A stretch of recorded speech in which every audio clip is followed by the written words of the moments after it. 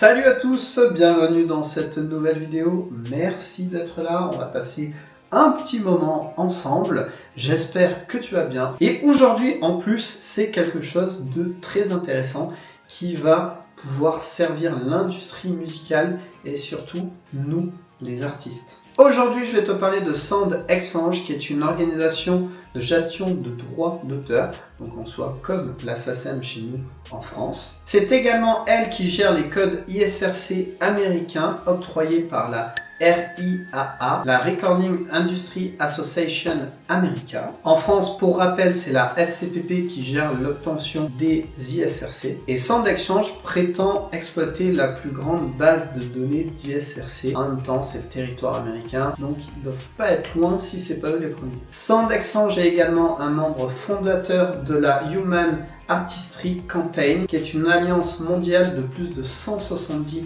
organisations. Forcément, dedans, tu y retrouves la SACEM, l'IFPI, la SNEP, la SCAP et bien d'autres. N'hésite pas à aller voir leur site, je le mettrai en description si tu es curieux. Et si je te parle de Sound Exchange aujourd'hui, c'est parce qu'ils développent un registre mondial sur l'intelligence artificielle destinée aux professionnels. Comprendre par là tout ce qui va être créateur d'intelligence artificielles qui vont utiliser éventuellement des sons pour créer de la musique, ce genre de choses. En gros, tout ce qui est professionnel et créateur d'enregistrement sonore, donc tous ceux qui vont créer des sons à base d'IA.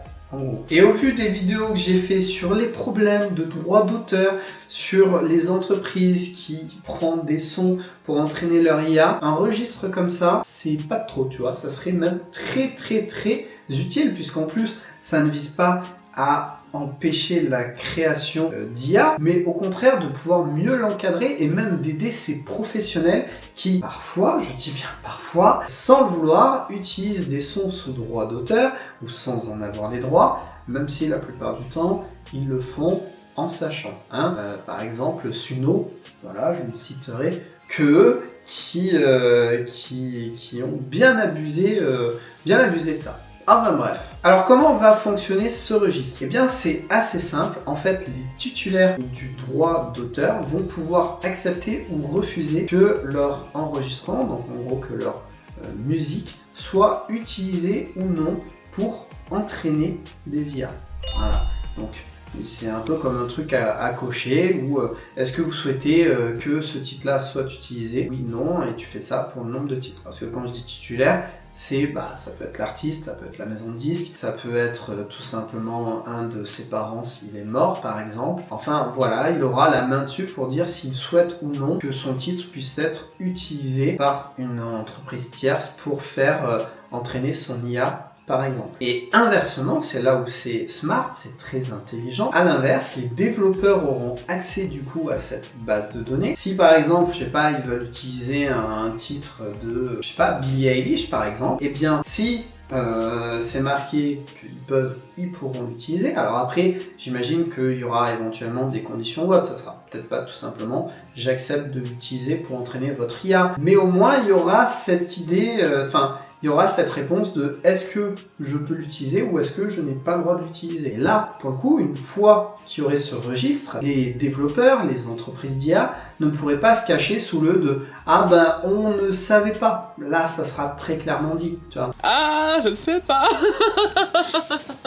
Donc, je trouve ça vraiment intéressant, surtout qu'en plus, ça serait un registre international, donc pas basé uniquement sur le territoire américain ou sur tel territoire. Là, ça serait un registre international. Bref, de tous les pays sont concernés et pourraient participer à ce registre. Pour ce qui est du registre international, ça sera basé sur le volontariat. Il n'y aura aucune obligation.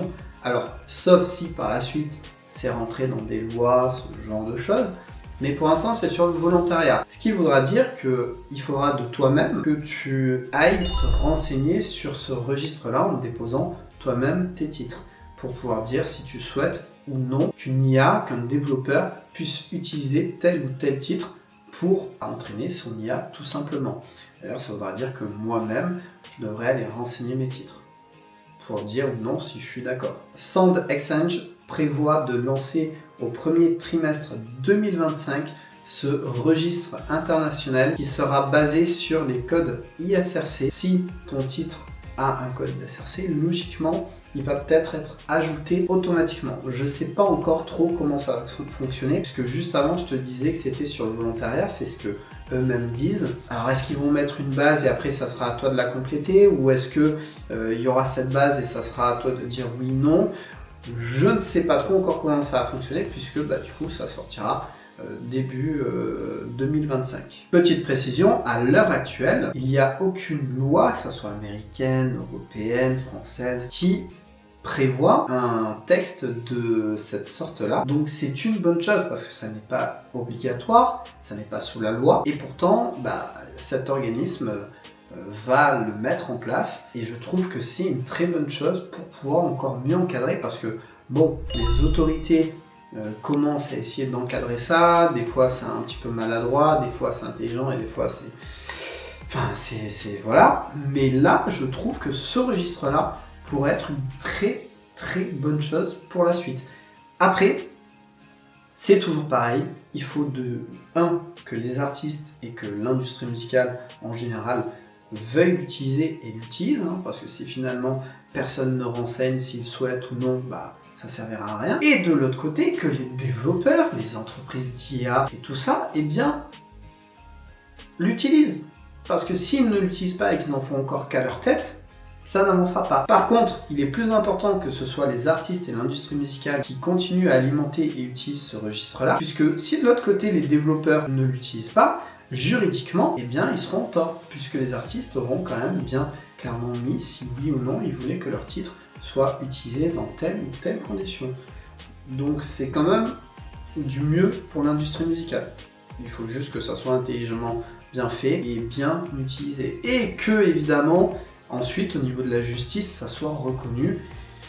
Parce que sinon, ça servira à pas grand-chose, quoi. Michael Hupp, président et directeur général de SoundExchange, déclare d'ailleurs, je cite, « La prolifération rapide des entreprises qui créent et exploitent des modèles musicaux basés sur l'IA exige que les créateurs aient la possibilité de déclarer facilement s'ils souhaitent ou non que leur travail soit utilisé dans ce processus. Notre mission principale est de simplifier l'industrie de la musique et de protéger la valeur de la musique. En raison de notre rôle dans l'industrie de la musique et de nos données fiables, SoundExchange est dans une position unique et fiable pour créer un registre d'enregistrement sonore d'IA. Nous voyons cela comme une nouvelle opportunité de combler le manque d'informations tout en gardant le contrôle entre les mains des créateurs et des titulaires de droits et en fournissant aux entreprises d'IA une ressource centralisée pour la recherche sur le consentement. » Alors juste pour rappel, jusqu'à présent, le moyen utilisé pour prévenir les entreprises qui utilisent des IA